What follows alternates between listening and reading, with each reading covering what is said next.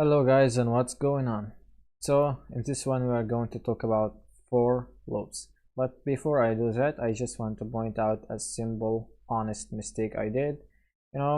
When in the last script or in the last video, this 20 right here should be at the top right there.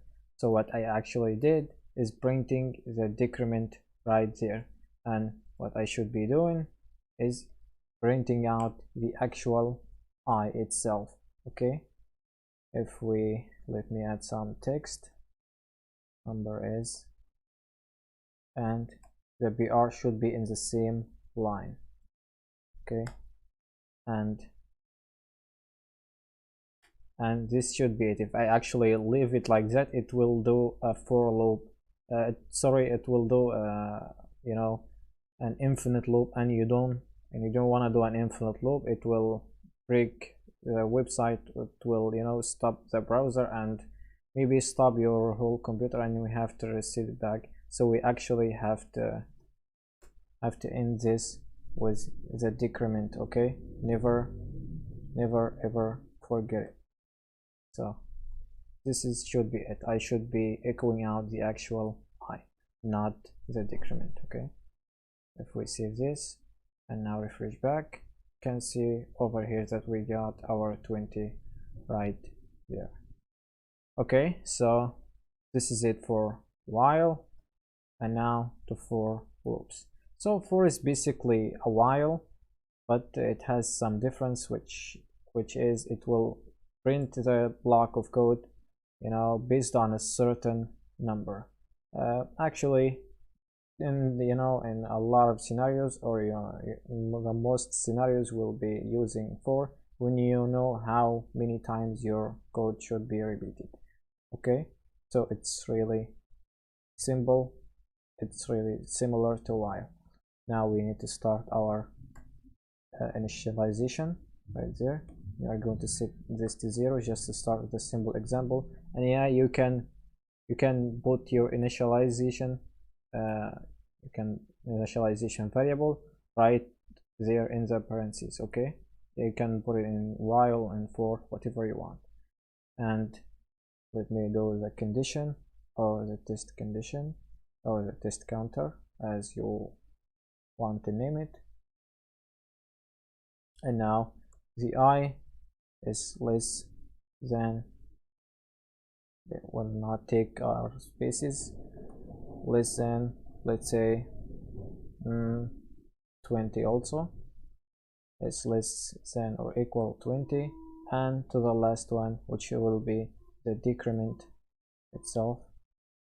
Okay, plus, and we need to echo out that I. Okay, let's say value, may get some quotations or some codes, value is, and echo the I right there. Of course we don't need the decrement, because we already put it up there. If we save this and go back to our browser, and you can see right here it just needs some new line, so it can look better.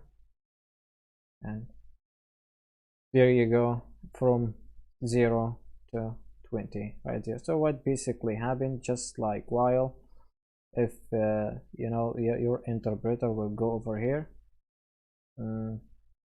it will not affect anything, but let me comment it out, because we need to initialize it right there. Okay, the for loop will basically says that, the interpreter will come in here and see the I is already 0, and it less than 20, so it will print it up right there, and it will go back again, and hey, the I is still 0, so it's still less than, or it's still less than 20, so it will increase it by 1, and it will, now it's 1, and it will print this one out, and we'll go back again, the I is 1 and it is still less than 20, and so we need to increase it by 1, and now it will equal it out as 2, and till it gets to 20. And if we go and remove the equal right there, it will not print the 20, because when it gets gets to 19, it will the loop will basically stop, because we need to get it just less less than 19, not not equal to sorry, less than 20 and not equal to 20. Okay, just based on our condition right here, we can do anything with it. So the decrement will basically the same thing as we did in the while right there. So this is it for loop, and see you on the next one.